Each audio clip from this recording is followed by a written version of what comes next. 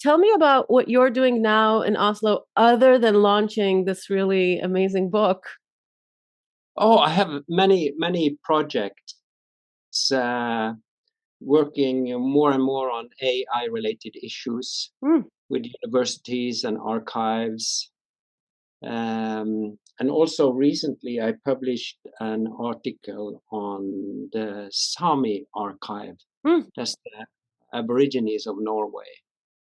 They are fascinating. becoming more and more in the news nowadays because just the government just produced a sort of a truth and reconciliation report Hmm. on the Sami people. So I looked at the archive, and most of the images we have from those people are made by scientists, anthropologists, and many of them were even eugenics people following that kind of science. So it's very strange how the metadata from the early 20s and 30s are still the metadata we're using today. Hmm. So we have to do lots of undone things in that connection, and it's now in the process of being digitized, and we have to change the metadata at the same time. So I'm doing a lot of different things. Every time I met an archivist when I was researching first my dissertation and then my book, my first question to every archivist I spoken to was, who created the categories for the archive? Mm. And It's how are you using them today? And as you're mentioning the 1920s and the 1930s, my area of research was very was very different side of the world. I was looking at pre-state photographic archives of the Zionist movement. okay. And it always fascinated me to see how contemporary archivists are preserving the ways in which the archive remembered the categories that were instilled there for describing the landscape and Yeah, for describing the inhabitants of the landscape at the time, and how they're still thinking about those histories today, like how those conversations then become yeah. inside conversations within the archives. I know I'm digressing from the original topic of our Yeah. conversation, but I'm fascinated by what you just said. In my case, there was this one specific archive that I was very, very interested in that became one of the main focal points of my research. And when I was visiting the archive in Jerusalem, I've noticed that there's a shelf that was titled as types. That was the Mm. word that was used. And I was slightly surprised, but also very curious. And the archivist at the time, she retired since then, told me that it's like a shelf where it consists of a category of just people in the landscape that the archivists were not sure where to place. And Mm. they just typified them. So you get things like a type of a pioneer, or a type of an Arab in the landscape, or a type Mm. of a laborer in the kibbutz. And that way of looking at the landscape, I found fascinating. And it was also very impactful for how the archive then looked at the foundations of the state that it was trying to produce in the landscape. Mm. So, Yeah, I'm really interested in those types yeah. of It internal conversations. sounds like similar issues. Yeah. Yeah. Yes. And it Mm. all begins with, I mean, not all of it, I shouldn't say it like that, but a lot of eugenics had a lot to do with how those systems were set in place by organizations, especially the ones that were utilizing photography around the same time across the world. Mm. It's not, that's what I'm realizing over the past few years, that it's not something that plays out in that way only in a specific area in the world. It plays out in this way in many different areas. So Yeah. I'm really curious to hear what you're talking about, because it also Yeah. sounds like a very new project.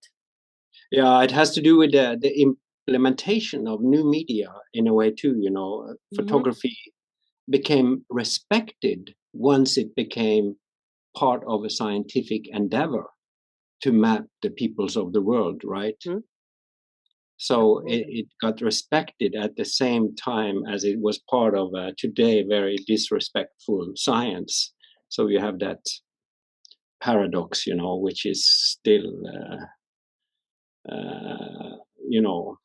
a problem for us today. Absolutely. And I don't know if this will ever be resolved, because I think that as the 20th century was drawing to a close, and I think that kind of brings us also in a way to Cory Arcangel, as the 20th century draws to a close, then the ways in which photography was being utilized to map out populations turns from this view of the human landscape toward surveillance, right?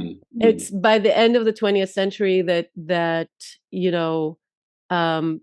London is already completely has this embedded grid of CCTV cameras that were observing people's every movement. And during the first decade of the 21st century is when we see the rise of Google Maps, Google Earth surveillance through satellites, drones, and the Google Street View vans, which in a way is something that is also present in things that Cory Arcangel is doing and Alexander Galloway were doing. So photography then, if the first half of the 20th century, it's used to document populations and map out this network of types and hierarchies in the social landscape across the world. And by the end of the century, it's used to just completely make everybody visible at any given moment. And I think that's the moment that we're living in today. But at the same time, putting us into predetermined paths and only a limited number of options. Yes. So it's very much, eugenics is a big and complex topic, but it survives in odd and strange ways. We have to be observant too. It does. Absolutely, it does. It does, and it is continuously eternalized by instrumental photography, by how we set up for images, how we're captured in passport images, in visa documents. There's definitely photography still plays a significant role. I guess it's very much going on in the US today. I don't know what makes you say that, though. With ice and all that. Oh my God. Yes, it is an interesting time to live in the US. Yes, very interesting time. Yeah, we can start again on or you can edit this and put this in the Oh yeah. Well, maybe I'll keep this in. Going.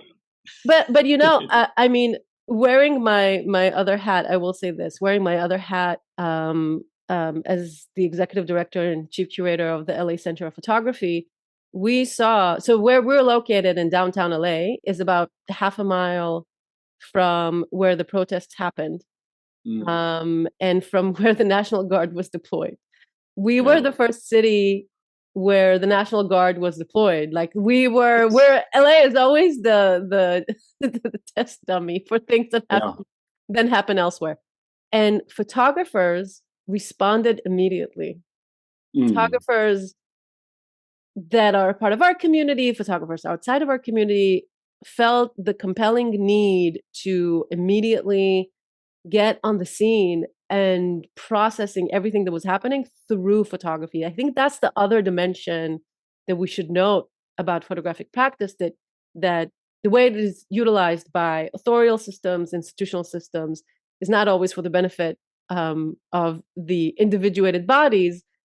And yet it is always a tool of resilience and analysis of this moment in time.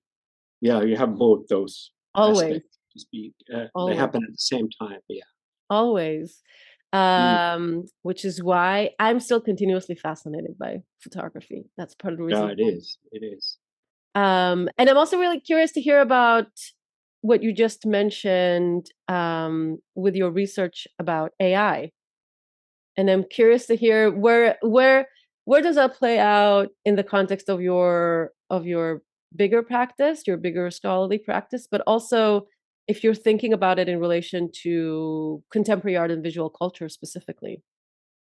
Yeah, you see, it's a lot from what happened when I studied Cory Arcangel was that it took me from, let's say, the cultural layer of images and texts down to the, let's say, invisible computational layers of software and hardware, where he's also working.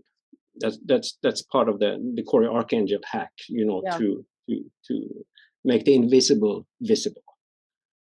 And as I've been working on this, I've gone to even, let's say, lower or deeper levels and into deep time, in the sense that I studied the metals, the earth layer, so to speak, of computation. So that is another AI project I'm involved in now, and it's very much inspired from the recent research by Kate Crawford, the Atlas of AI. How you cannot simply think of AI as a tool in front of you, but it's a tool connected to a large global supply chain. It has a planetary dimension, which connects, Earth, people, labor, the mind, thinking, the environment, and deep time. So it's that the complexity of those issues I'm gonna continue on. That's fascinating, and I'm going to have you come back when you're ready. Yes, let's do that. To talk more about that. Yes. I've been spending a lot of time talking to artists about AI specifically, and image-based artists, and how they're working with AI, some of their concerns about AI, and how, and part of what I'm trying to advocate for is that they have to know this as a tool in order to take it to the level that you're talking about. Like they can't disregard its existence because of the problematics that's involved with it, which are very real. The problems are very real. But they have to at least know how it functions in order to make sure that they have a say in the ethics of the future around AI, and in the future of their own labor around AI. Yeah. There was I saw recently a great exhibition in Paris by Antonio Somaini. It's called The World Through AI. Where, Kate Crawford was there, Trevor Paglen, and many of those. Hito Style made a fantastic video about the supply chain, actually, and how metadata is used in large language models and so forth. Yeah, well, you just mentioned like the rockstar team of AI related art. Fascinating. So you know what? Maybe that's a good moment to ask, given all of this context within your work and this context within current contemporary technology and visual culture, why was it important for you to think about Cory Arcangel's work? And I also want to ask why now, even though I know that this research project has been going on for a long time now. So why is it important to think about Cory Arcangel? Yeah, I think it's he arrived at let's say a pivotal moment in human history, when sort of the computer and the internet became a global obsession, part of everyday life. We were sort of connected 24/7 in a way, but at the same time, I'm talking about around the turn of the millennium. But at the same time, the digital, the internet, the computer was very much repressed, as Claire Bishop says in her essay on the repression of the digital in contemporary art. So I wanted to look more closely at artists who were actually had a hands-on knowledge on what was going on, so to speak, under the hood of this new digital regime we were all suddenly connected to. Mm. And I have so many questions about what you discovered when you were looking with Cory Arcangel under the hood of what was happening there at the time. And, you know, it's also really admirable that you were able to group all of that into this wonderful book, because there's just so much work. How do you even choose? Like, how do you choose what to talk about? Of course, the cover of the book references one of Arcangel's most famous projects, the Super Mario Clouds. I'm sure that was like a very easy choice for the cover. But talk a little bit about the process of connecting with Arcangel and making some of the selections around what goes into the book. Like how did that process kind of come into play?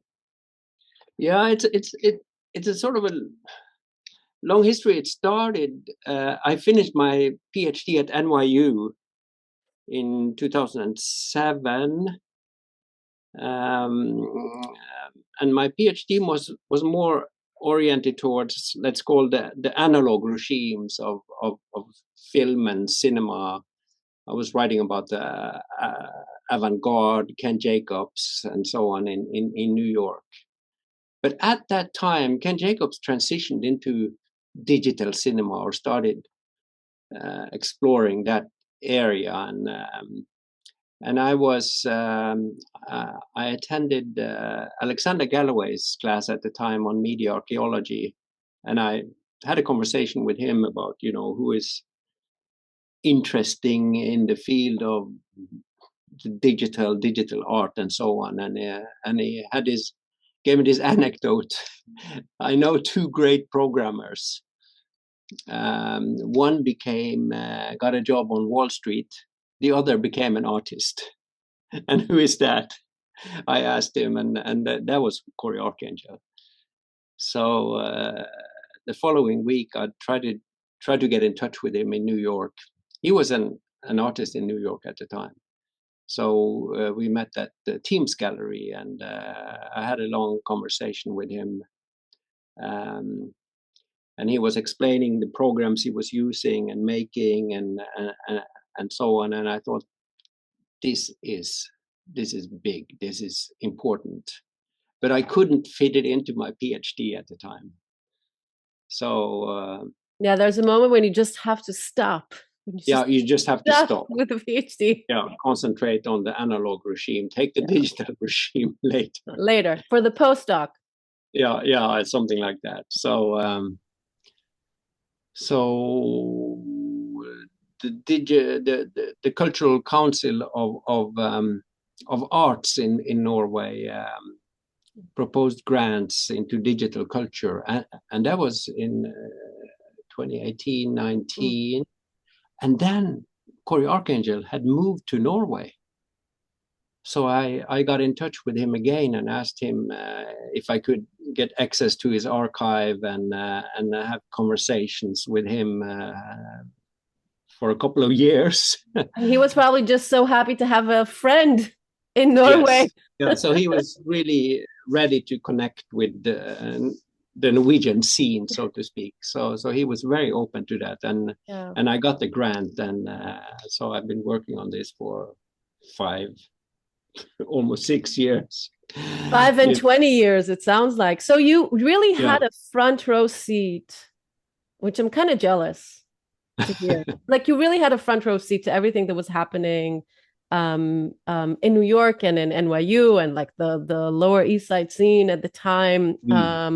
Around these types of experimentations that seemed almost impenetrable from the outside. Like if you're not there, you know, strangely, right? Because it's like a moment of global connection and we're all like hooked 24/7. But it's also pre-social media just a little bit. It was just like the beginning of social media. And one of the most important things that you point at in your book is the idea of the hack. And you write that the hack provides an encounter with the resistance and physicality of matter, and that Arcangel's hack cuts up the flows of media life to produce an alternative flow cuts arrangement. And I'm curious, if you can share with us a little bit, what is the hack and why does it matter both for Arcangel's work and more broadly to visual culture as well?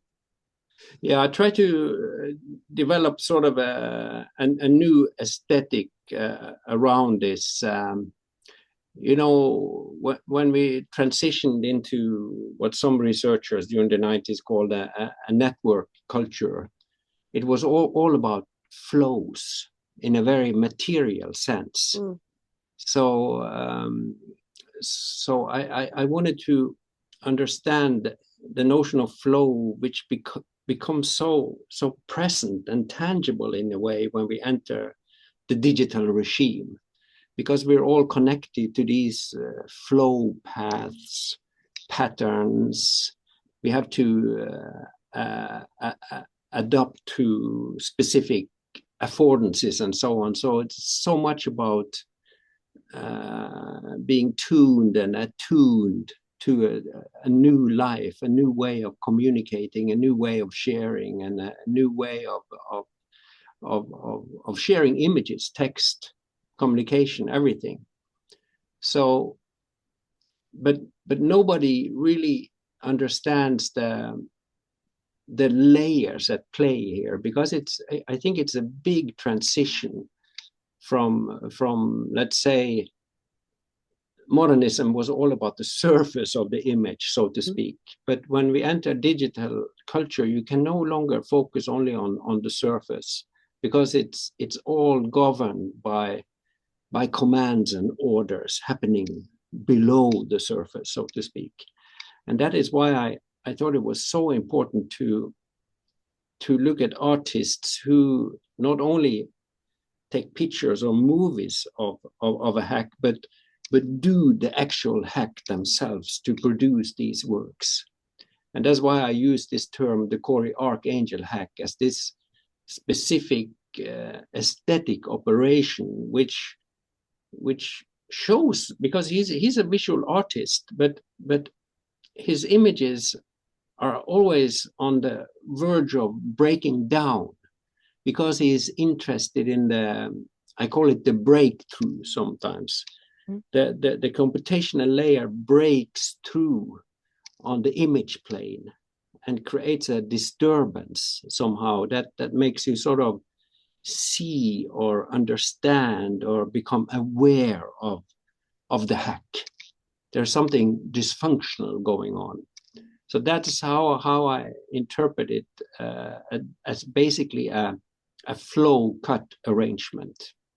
Let's say all art is arrangement of some kind, but in this particular case, it is an arrangement which cuts a flow. So it's a specific flow cut arrangement. So what I work on was distinguishing between several different types of flow cut arrangements at play in his hacks. Can you talk about those a little bit? And how do they come into play in terms of both in how the work functions, but also the aesthetic that you outlined? Because, what you're doing here is actually outlining the aesthetics of the early 21st century, the first quarter of the 21st century, by thinking about that disturbance as a critical element to the core of the work. So can you talk a little bit about those different types? Yeah, so I'm very inspired by this media archaeological approach to media art in particular. And Cory Arcangel is in very many ways a media archaeological artist in a way, because he's very concerned with the specificities of each medium he's working with or on, or the way he's hacking it. Because programming language in the 80s is different from the 90s, and from the 2000s, etc. It changes all the time. So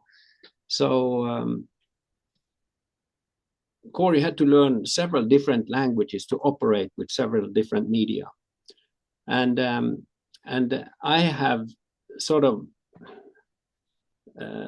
created, for pedagogical purposes, 3 periods in his work, in a way. In the early phase, when he started working around 2001, he was in this hacker collective, which was oriented towards video games. And video games are very interesting, both in the history of the computer, but also in the history of the commercialization of the computer. I think the most important digital merchandise to become a global hit was perhaps the Super Mario game, right? Absolutely. Yep. This takes us into the Super Mario cloud, and why it has become such an important work in art history generally. And the Super Mario Brothers originates from around 1985, I think, and it's such and it's of course this work that gives Arcangel the label a hacker artist. Yeah. And it's very, to me, very important, because a video game, I talk a lot about video game history in that first chapter where I read Super Mario Clouds, because it's so paradigmatic for his career and what digital art is all about. Because a video game is all about situating the user onto a specific flow path where he has to conquer the game, so to speak, right? He or she has to follow a given path. There's a concrete goal, there's a concrete way of getting there. Yeah. And if you don't achieve that, then you've lost. Exactly. And that's why the original hackers who developed the popular computer in the 50s and 60s, they were experimenting with games to see how a human being could adapt to this new mathematical machine, basically called the computer. So you needed graphics, and you needed the mouse, and you needed this layer of interactivity on top of the computer to turn the machine into a tool for the human being. So it's so fundamental for understanding the computer. And the Super Mario Clouds is a very simple piece of art, because it's basically a game that you cannot play with. It destroys its key element, namely interactivity, right? I mean, it's also really interesting to think about this piece in relation to the time period in which it was created, where there was a lot of concerns that young people are not out there in the world looking at the clouds, right? Because they're at home playing Super Mario. And I love how you're describing it, because I'm also thinking about what you just said in relation to how Arcangel cuts through the surface of the modernist picture plane and gives us this sense that something is about to go very wrong, and that something there is about to be torn completely apart or to break into pieces. And there's something in the construction of this hack and the movement of the clouds that is kind of, it's, as a viewer, you're dreading, because you have this moment of, okay, I know this world, I know how it functions, but I have no idea what's going on here. I totally don't know this side of this world. And I think it exemplifies beautifully the practice that you were just naming in his work. Yeah, and it's a very uncanny piece, because he reprograms the program chip of the game. He actually hacks the memory of the game itself. So it changes. The blue color is slightly changed, the shape of the clouds are slightly changed, and the way they move is a bit slower than in the game itself. Mm. So it has all these eerie aspects to it that make you think, what's done here? You see, he's raising the attention to the hack itself. Something is done. Somebody has messed up this, and that's I call it. We're actually looking at I call it the schiz image. Mm-hmm. The schiz from schizophrenia. You know, the schizo is the split. So it's a split image. It's an image which resembles its origin or where it comes from, but at the same time it's different. And it's different because the something under the surface is messed with.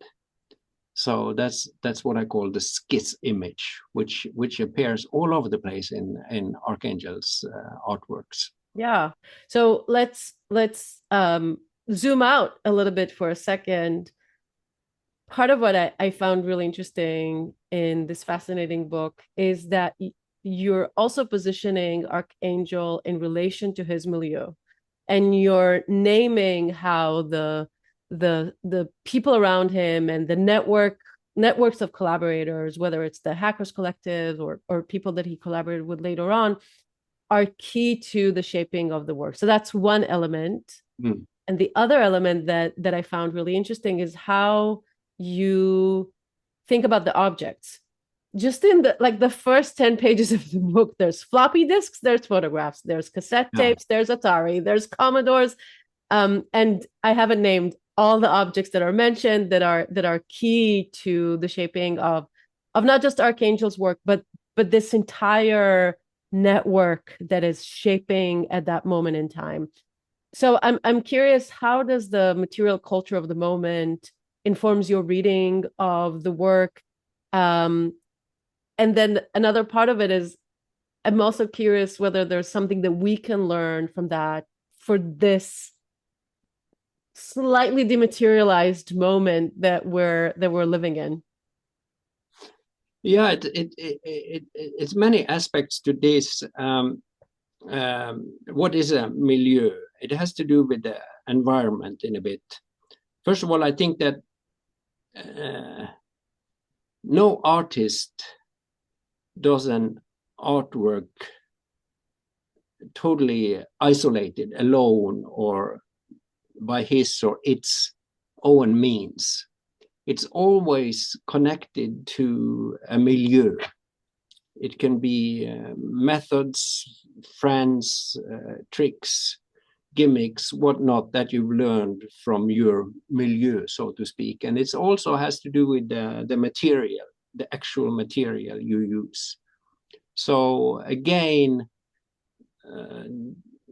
to simplify, you see in the early phase, he works with these hacker collectives working on game, and he breaks the flow of the game. So it's I call them a series of different types of flow break hacks.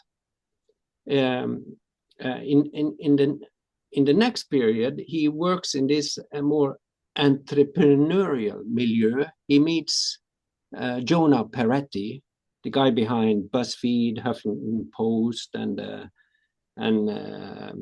he was creating many blogging tools. You know, the scene in New York at the time was where many of the new affordances making the internet social in a way before it moved to Silicon Valley and became a California big tech. Many of these things were developed in New York, and Cory Arcangel was right in the middle of this scene. So what happens in his second period is which starts around 2005-06, which is also the time of the arrival of all the big tech social media, Twitter, YouTube, Facebook, etc.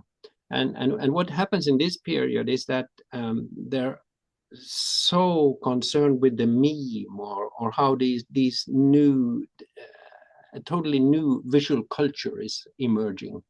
And in the beginning, it was very much based on user-generated content. So it was a kind of a revolution. Cory says in an interview, he had a feeling that contemporary art is totally lagging behind the enormous creativity happening online. So Cory wanted to find ways of joining this movement, so to speak. He had a very positive and playful approach to the whole scene. But I call this, what he works with is basically flow remix hacks. He remixes a vast amount of user-generated contents, so to speak, to make the art world aware of this new explosion of creativity going on at the time. So he was a pioneer in creating supercuts, you know, these super fast edits of user-generated content. But he did this without using, so to speak, the manual approach. He created tools that would automatically edit visual images, movies, according to a tone or a note or some kind of prompt that he would give to the tool he created called Gold Pro. And I think that's where, and correct me if I'm wrong, but I think that's where he's also distinguished a little bit from the group of artists that will begin to think about in terms of post-internet, right? At the moment of works that are created from within the internet and for the internet. We can think about earlier artists that are working with YouTube and MySpace playlists. Whereas Arcangel, because of his ability to program and learn new programming languages, does something that always, his interventions, his flow remixes and his supersized cuts always feels slightly different from artists that are using the existing tools, and I'm thinking specifically about YouTube, the existing tools of social media to respond to that environment, whereas Arcangel always feels like he's coming through the back door to reorganize the room. Like he does something that feels always very different to that. Yeah, he continues being a hacker in a way. He continues creating what I call the skiss image. He wants to show you how even this fixed and finished product can be hacked in so many complicated ways. Yeah. And he creates new image flows, which are in a way dysfunctional or they're either going too fast or too slow. So there's always something messed up in his work. And he also remixes. He creates a novel called "Working on My Novel," which is based on Twitter feeds at the time, and about people posting on Twitter that they're working on their novel in various settings in their home. So it's a kind of he explores a new writer type that appeared with Twitter. And that's what I find so fascinating with Arcangel's work, that it always has a social dimension to it. Yeah. Even though it's based on hardcore knowledge of how the machine works and dealing with hacks, it deals with this problem in a way which includes the social, how it changes the human being in fundamental ways. It frustrates the human being, like all these writers who cannot continue working on their novel because they're watching television or finishing a blog or whatnot. They're doing all kinds of things with media in a way, and they're completely frustrated. It's a sick procrastination going on, which and none of them are able to finish their novel. I felt as you were talking, I felt that in my body. Yeah, and that's the world that we're all living in today, right? Like we now think about social media as like a a tool of mass distraction, right? It's like you can't do anything. People talk about not being able to read full essays on the news because they can't do one thing for They more can't do than what they're 2 minutes. supposed to do or want to do, right? Exactly, exactly. And And with that with his technique, he almost aestheticizes that issue, that problem, that the ways in which participation cost us our psyche almost, right? yeah.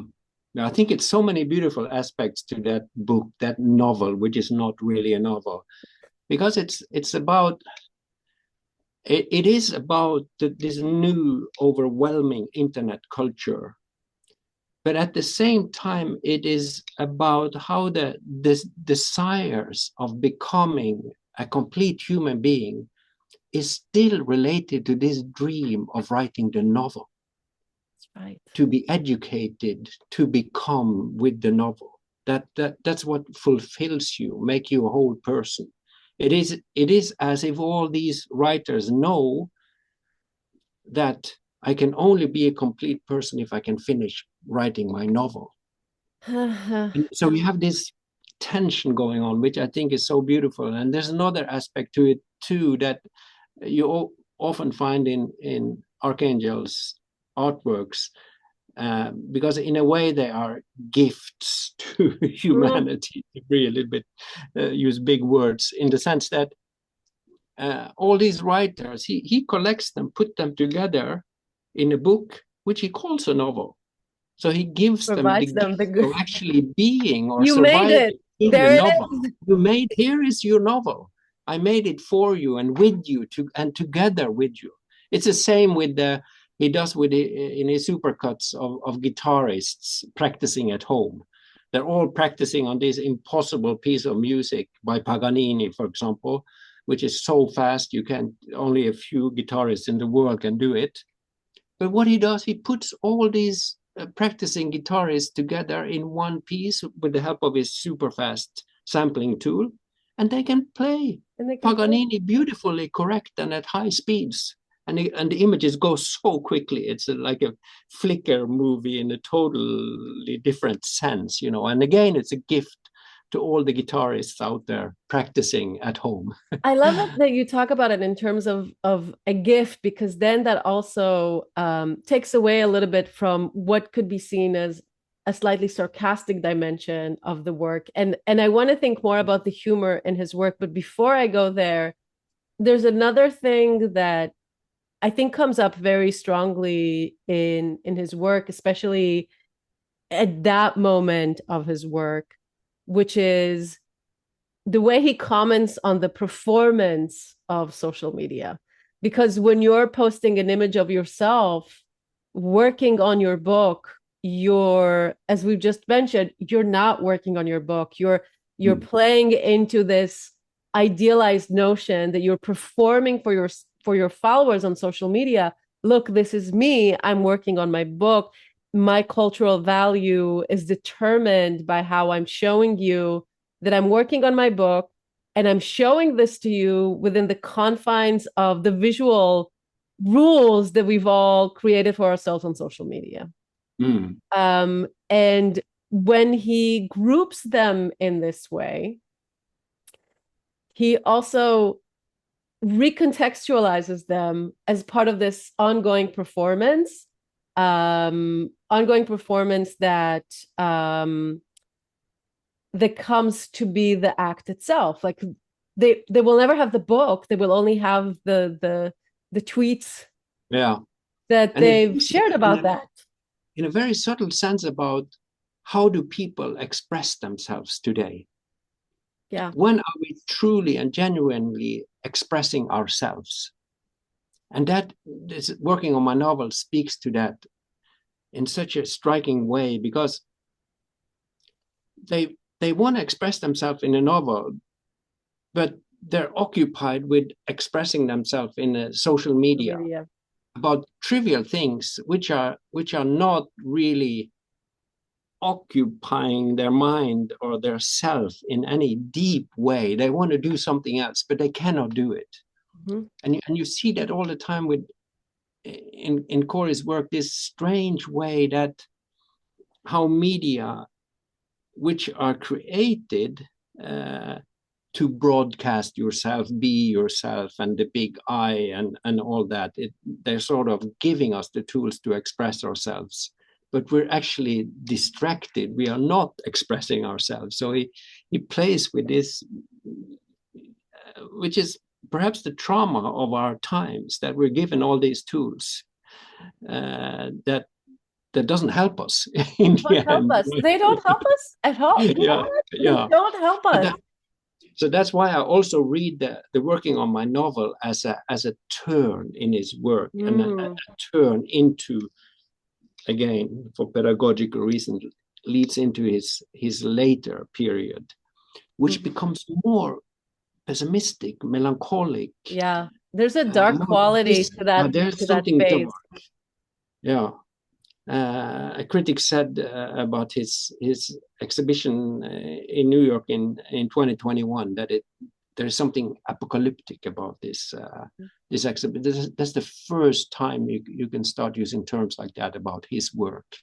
And that's when because up until then he looked at the internet at something playful, creative, user generated, giving us all kinds of fun and odd tools to play with. But suddenly it changes, and I think that working on my novel is a transition into this later period, which becomes much darker, and I call his hack becomes totally different.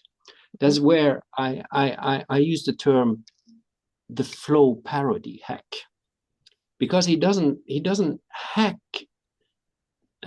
social media in a fun way anymore. He creates bots, which is another disease of the development of this late internet, which is perhaps not even internet anymore. When 50% of the activity online is no longer human beings but bots. So it's really speaking to what's going on the internet at the time. I started using the term. He's commenting on the general anshitification of the web going on at the time, and he uses these bots as quasi-human beings. They go out there, they have profiles on social media, and they interact with other human beings, but they don't even interact with other human beings. His bots interact with big global companies. He goes on their profiles online, leaves a like or something. What else can you do but leave a like or something? It talks about the affordances. It's like we're supposed to go out there and play. We have so many affordances, but actually we don't have many options. We can leave a comment, we can click a like, leave a heart or something, and his bots, that's what they're doing.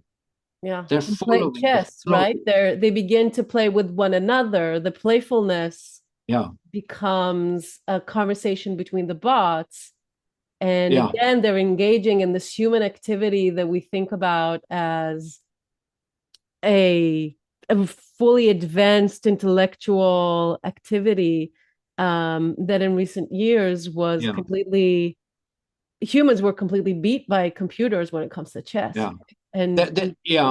But these bots are super adapting to the system. That's one aspect of it. I call it, in a way, subversive affirmation. It's affirmative to what's going on, and the bot tries to express him or her or itself with the affordances at play here. But in the end, it basically shows you how reduced the options and possibilities are. So that's why there is a darkness to this, and of course he has some of the works in this 2021 exhibition called Century 21 has some fun pieces too, like the chess playing robots, which is a homage to Marcel Duchamp, the ready-made artist, where the two bots play chess on the profiles of famous people and so on, but they look like a hacker's program, because he just leaves the position of the on the playing field on their comments. I just thought about, you know, that dark, the pessimist quality in that later work, and of course got really depressed. If he's the barometer of like our lives online, I can't help but feeling fully depressed. But I'm also wondering if part of that pessimism is a result of these changes that have happened to the online domain, where maybe that sense of playfulness had something to do with feeling like there's always another space to crack, like there's always something there to go beyond and to discover something new and reconfigure something within the system. Whereas now, perhaps with the complete control of big tech over the online domain, it's not fully interesting anymore, and maybe there's nothing left there to crack if it's a domain that's now being controlled by bots. As you say, about 50% maybe are human. We don't even know, right? Like, maybe it tells us also something about the current mood of the hack itself. Yeah. Then again, I go for a long time. I've been researching archives and archival art, and I find something very interesting with these late works, where bots operate according to a given flow or a given set of operations that you can do. And what he very often does in these works is to screen capture the activity of the bots. So basically these works, they are almost like movies, but they could be endless, because they just play with this 24/7 whatever's going on online and record it. You can read all the posts, you can read the comments, you can read whatever is there, and so it's a picture of the contemporary situation in a very special way, and he sort of documents what's going on exactly right now as we follow this particular flow. So it has a very strong aspect of documentation and archival in a way. It archives the experience of the now in a very special way. So I think it's a strong element of archival art here. So we come full circle from where we started. We started with the role archives play with your research, and here we find ourselves with Cory Arcangel, and even his work becomes archival in that sense. Yeah, because it's one of the big challenges for archives around the world now. We're good at archiving books and newspapers, but they don't exist anymore, so to speak, right? They don't exist as an archival problem in any way. The problem now is how do we archive the web? How do we archive activity, communication, sharing going on online?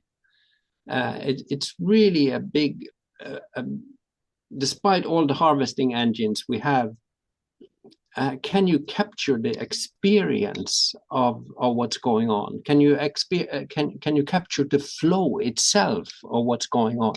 And that's why I think it's so important to look to artists like Cory Arcangel, who is sort of capturing special moments, and he is doing something that archives would never do.